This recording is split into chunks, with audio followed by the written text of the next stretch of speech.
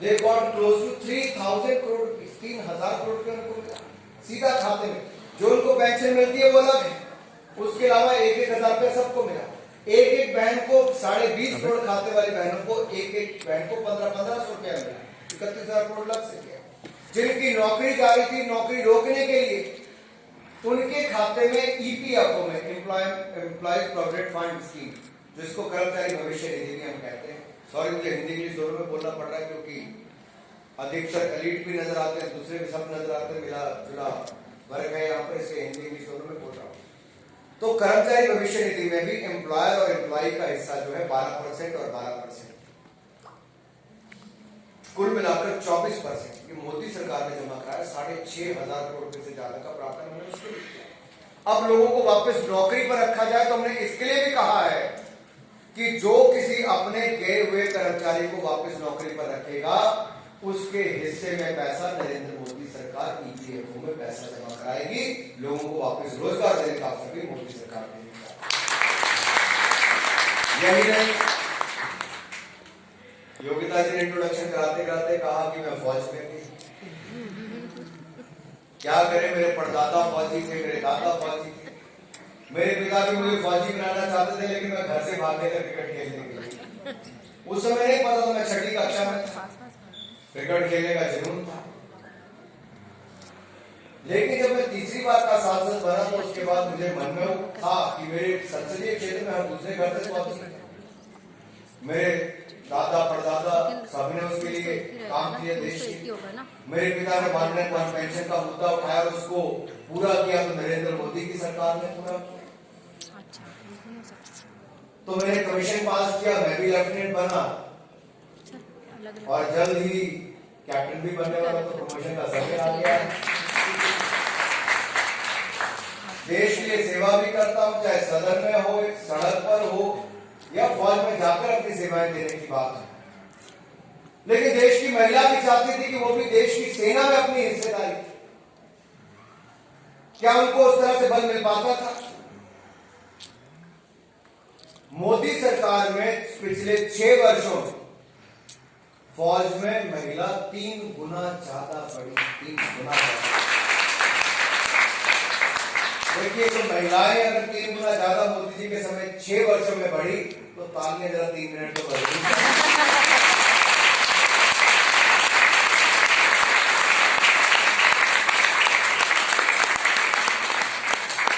जहां महिलाओं को मिलिट्री में 2015 में मोदी सरकार के समय आने का अवसर मिला, वहीं पर इंडियन एयरफोर्स ने भी निर्णय किया था कि उनको फाइटर स्ट्रीम में इंक्लूड किया जाए, यानी कि लड़ाकू विमान उड़ाने के लिए भी हिंदुस्तान की महिलाओं को आने का अवसर मिला। तो मोदी सरकार, और यहां पर हमारी नेवी भी पीछे नहीं रही।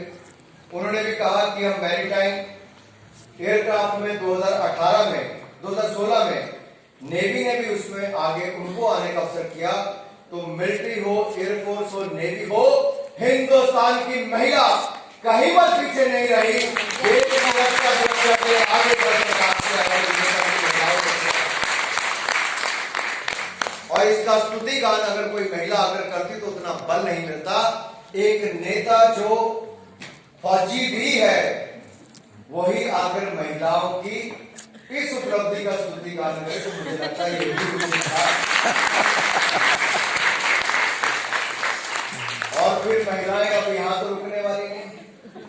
आजकल तो कहीं किसी जहाज में बैठ जाओ तो कॉकपिट में अगर 2 पायलट बाहर निकलेंगे तो कई बार तो एक महिला होती है। लेकिन एक समय वो भी आया जो कॉकपिट में सारी की सारी महिला क्रू था और नॉर्थ पोल से ऊपर से जहाज उड़ाकर भी लेकर गई। तो हिंदुस्तान ने दुनिया में इतिहास बनाया, तो हिंदुस्तान की महिलाओं ने इतिहास बनाया है। जोरदार तालियां हमारी महिला बहनों के लिए।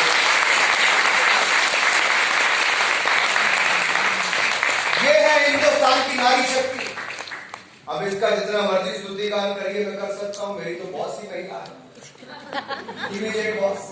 अल्टीमेट बॉस तो मोदी जी है, लेकिन इमीडिएट बॉस तो निर्मला जी।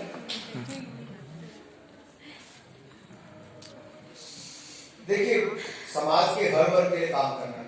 अब आप मुझसे पूछेंगे कि आपने अनुसूचित जाति, अब क्या है, कांग्रेस समाज को बांट के ही ऐसे देखते हैं। आपने दलित के लिए क्या किया, आपने अल्पसंख्यक के लिए क्या किया, आपने कश्मीर के लिए क्या किया, फलाने के लिए क्या किया। मैं आपको कहना चाहता हूं, अनुसूचित जाति वर्ग के लिए अक्रॉस मिनिस्ट्रीज हमने 51.65% बजटरी इंक्रीज पिछले साल यानी कि इस वित्तीय वर्ष से अगले वित्तीय वर्ष में की है। 83,000 करोड़ से बढ़ाकर 1,26,000 करोड़ रुपया एससी वर्ग के लिए हमने करने का काम किया। तो मोदी सरकार दिव्यांग की बात करें, डिसेबल्ड की, स्पेशली एबल्ड की बात करें, 30% इंक्रीज हमने उनके लिए किया है। Social justice and empowerment ministry, सामाजिक न्याय अधिकारिता मंत्रालय के लिए 28% की हमने इंक्रीज इसमें की। अल्पसंख्यक मंत्रालय के लिए हमने बढ़ाया। हमने यहां तक कि ट्राइबल क्षेत्र में 750 एकलव्य स्कूल ट्राइबल बच्चों को खोलने के लिए हजारों करोड़ रुपए का प्रावधान मोदी सरकार ने किया, ताकि ट्राइबल बच्चे भी आगे आकर देश को आगे बढ़ाने का काम कर सके। कोई समाज का ऐसा वर्ग नहीं कह सकता कि हमारे ने कुछ नहीं किया। बीजेपी इस देश में डिफेंस के लिए कहा जाता है कि आपने विपक्ष ने कहा फौज के लिए क्या किया। फौज के लिए कैपिटल एक्सपेंडिचर के लिए आपको जहाज खरीदने, लड़ाकू विमान खरीदने या आपको टैंक खरीदने, एम्यूनेशन खरीदना है, इन सबके लिए 18.8% से ज्यादा बजटरी इंक्रीज हमने इस बार भी की है।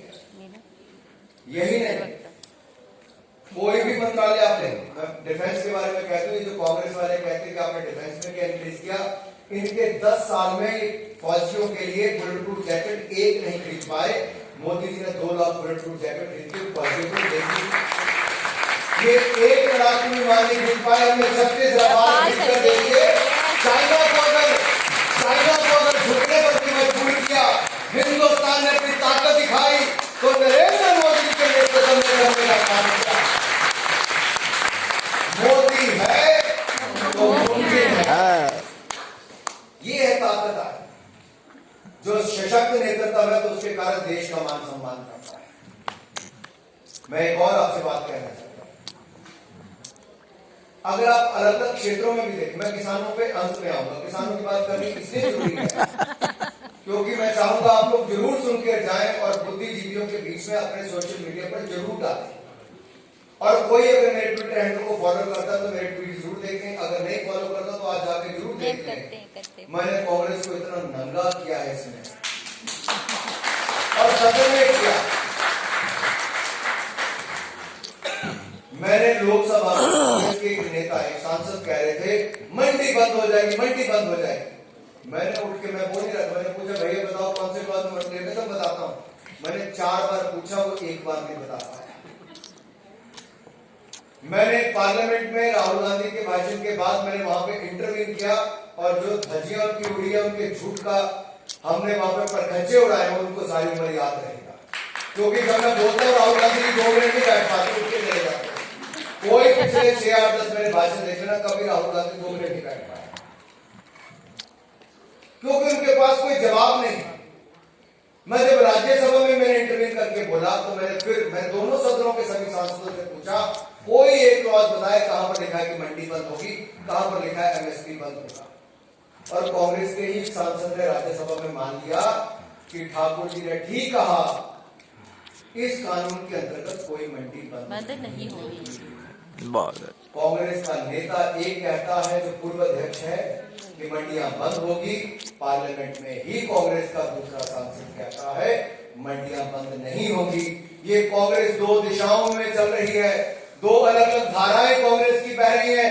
आने वाले आप समय में देखोगे कांग्रेस ऐसे ही 2 दिशाओं में चलने का काम करेगी और 2 फाड़ होने का काम। 2 फाड़ हो जाएंगे, क्योंकि कुछ सच बोलते हैं, कुछ बिल्कुल झूठ का सहारा लेते हैं।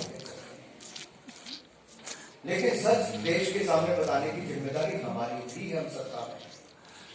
मैं आपको कहना चाहता हूं, कपास यानी कि कॉटन, उसके लिए 2013-14 में कांग्रेस ने केवल 90 करोड़ रुपए दिया। हमने इस साल लगभग 26,000 करोड़ रुपया दिया, 26,000 करोड़ रुपया मिनिमम सपोर्ट प्राइस के लिए। And if I have to speak about the total allocation or total spending as far as the minimum support price is concerned, न्यूनतम समर्थन मूल्य हमने कितना दिया? तो मैं कहना चाहता हूं, हमने प्रोक्योरमेंट भी ज्यादा की, प्राइस भी ज्यादा दिया, हमने खरीद भी ज्यादा की और दाम भी ज्यादा किया। कांग्रेस ने जो 5 वर्षों में खरीद की मिनिमम सपोर्ट प्राइस की वो 3,75,000 करोड़ थी, हमने जो 5 वर्षों में की वो 8 लाख करोड़ से ज्यादा है, जो 2.5 गुना से ज्यादा है। गेहूं और धान के मूल्य 43% ज्यादा बढ़े, दलहन और तिलहन के मूल्य 65 से 70%। खरीद केंद्र गेहूं और धान के दुगने बढ़े तो खरीद केंद्र दलहन तिलहन के 3 गुना से ज्यादा बढ़े। और यही नहीं, गेहूं की खरीद 73% बढ़ी तो धान की खरीद 114% बढ़ी। और राहुल गांधी से अगर मैं पूछूं कि गेहूं और जौ में क्या अंतर है तो नहीं बता पाए, क्योंकि राजीव गांधी जी भी लाल मिर्च और हरी मिर्च में अंतर नहीं बता पाए।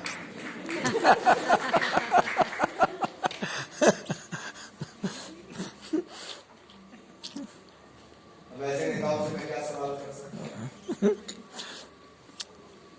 लेकिन सवाल तो ये लोग खड़ा करते हैं और मीडिया को भी मजा आता है, क्योंकि आए झूठ बोला, जो स्पीकर का काम था वो भी वो महोदय करके चले गए। स्पीकर की जिम्मेदारी हाउस को चलाने को कहते हैं आप सब खड़े होकर ये कर दो, और एक बार भाषण दिया तो आगे प्रधानमंत्री के गले पड़ गए।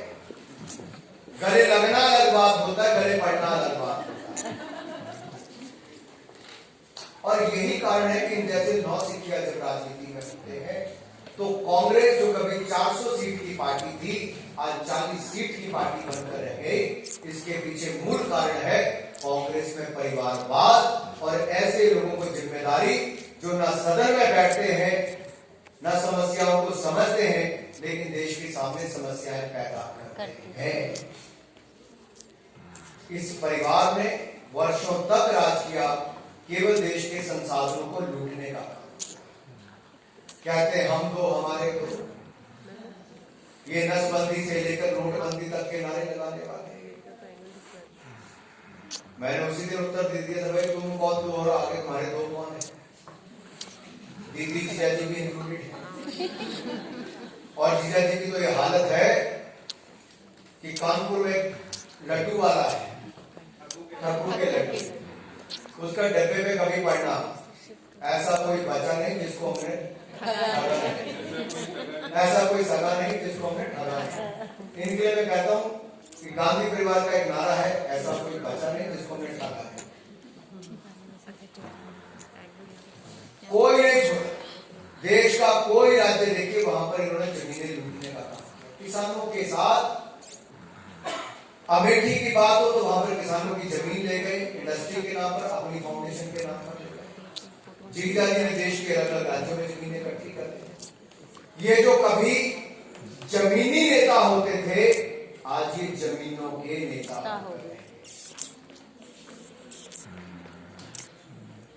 बड़ा ध्यान से सुनिएगा, ये जो कभी जमीनी नेता होते थे आज ये जमीनों के नेता हो गए। इसलिए लोगों ने इनकी जमीन उखाड़ दी है और इनकी जमीन सदा सदा के लिए उखड़ चुकी है, क्योंकि मोदी सरकार आज देश को प्रतिबद्ध है आगे ले जाने के लिए, देश की आम जनता का सम्मान बढ़ाने के लिए। मैं आपके सामने केवल 2 मिनट और लेकर अपनी वाणी को प्राप्त करूंगा।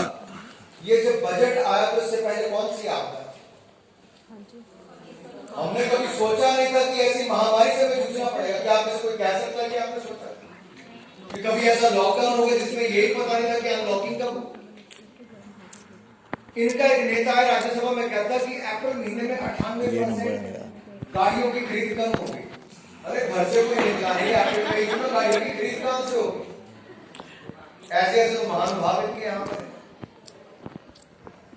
लेकिन मैं इनको एक कहना चाहता हूं, हमने आपदा के समय मध्यम सूक्ष्म लघु कुटीर उद्योग, which we speak in English, micro small medium enterprises, which is the MSME sector, we have changed the definition for them also.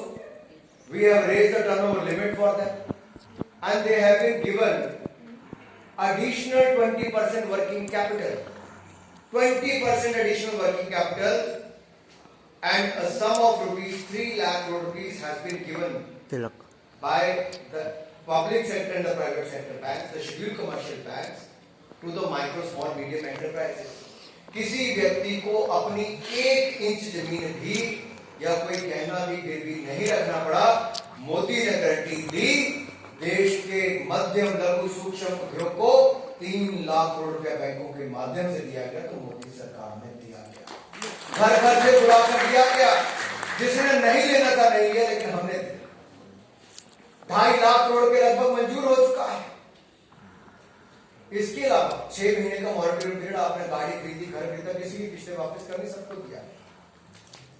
अलग अलग कदम और उठाए। देश में पैसा बड़े टीडीएस टीसीएस हमने 25% आपकी कटौती। Income tax refund 2 lakh crore का हमने आपको रिकॉर्ड 3 महीनों के अंदर किया। यही सब बदलाव हमने कई बदलाव किए, तो उसका लाभ कहां पर दिखा? अक्टूबर, नवंबर, दिसंबर, जनवरी हमारी इनकम टैक्स की कलेक्शन 1 लाख करोड़ से ज्यादा हुई। अक्टूबर नवंबर में लगभग 1,05,000 करोड़, तो दिसंबर और जनवरी में 1,20,000 करोड़, जो आज तक की सबसे ज्यादा जीएसटी की कलेक्शन है। ये वी शेप रिकवरी जो कहा जाता है, कोई लोग कहते हैं क्या है V shape recovery? V shape मतलब अगर हमारी अर्थव्यवस्था यहां पर थी, कोविड के समय नीचे तेजी से गिरी, अब वापिस सारे जो आपके पैरामीटर्स हैं, ग्रीन शूट्स लगातार ऊपर बढ़ रहे हैं, यानी कि रिकवरी आपकी किस तरह से तेजी के साथ हो रही है। और आईएमएफ ने भी कहा, आरबीआई ने भी कहा, दुनिया भर की संस्थाओं ने कहा, अगर दुनिया में कोई देश 2021-22 में डबल डिजिट ग्रोथ करेगा तो 11.5% से हिंदुस्तान 11.5% से विकास करने वाला है। इसलिए मैं आप सबके सामने विश्वास के साथ कहना चाहता हूं, जहां महिला उद्यमी आगे आए, स्टार्टअप इंडिया के माध्यम से आए, स्टैंड अप इंडिया के माध्यम से आए, सेल्फ हेल्प ग्रुप के माध्यम से आए, या अलग अलग योजनाओं के माध्यम से आए, हम आपका स्वागत करते हैं। आपको कहीं पर दिक्कत आए तो योगिता जी, मैं आपके सामने कहना चाहता हूं, आदेश ही आपका तो नाम ही आदेश है, आपको तो केवल आदेश करना है। आपका एक छोटा भाई सदा महिला एंटरप्रेन्योर्स के लिए या महिला एंटरप्रेन्योर्स के किसी भी ग्रुप के लिए मेरे नॉर्थ ब्लॉक में वित्त मंत्रालय के लिए आपके लिए दरवाजे 24 घंटे खुले हैं। 24 घंटे आपके लिए, क्योंकि नरेंद्र मोदी जी की सरकार में महिलाओं के उत्थान के लिए जो आज तक कदम उठाए गए, अब हम चाहते हैं चाहे महिला गृहिणी हो, चाहे महिला समाज सेवी हो, चाहे महिला बैंक अधिकारी हो, या महिला वित्त मंत्री हो, या कोई मंत्री हो, या महिला कोई चुनी हुई प्रतिनिधि हो, या महिला हमारी कोई फौजी हो, आर्म फोर्सेस में, नेवी में हो, किसी भी हमारे क्षेत्र में महिला हो, उनको आगे बढ़ने का पर्याप्त अवसर देंगे और आपको किसी रिजर्वेशन की जरूरत नहीं पड़ती। हालांकि भाजपा शासित राज्यों में हमने 50% रिजर्वेशन पंचायती राज की संस्थाओं में महिलाओं के लिए किया है, लेकिन अलग अलग क्षेत्रों में सुषमा जी से लेकर, निर्मला जी से लेकर, स्मृति जी से लेकर हमारी पूर्व स्पीकर सुमित्रा महाजन जी तक, सब महिलाओं ने बगैर रिजर्वेशन के वहां तक पहुंचने का काम किया। आप भी आगे बढ़कर भारत का मान सम्मान बढ़ाएंगे और आपके माध्यम से महिलाएं भारत को $5 ट्रिलियन इकोनॉमी बनाने में भी पूर्ण सहयोग करेंगी। आप सबका बहुत बहुत धन्यवाद। महिला मोर्चा में आपका बहुत बहुत धन्यवाद। जय हिंद, जय भारत।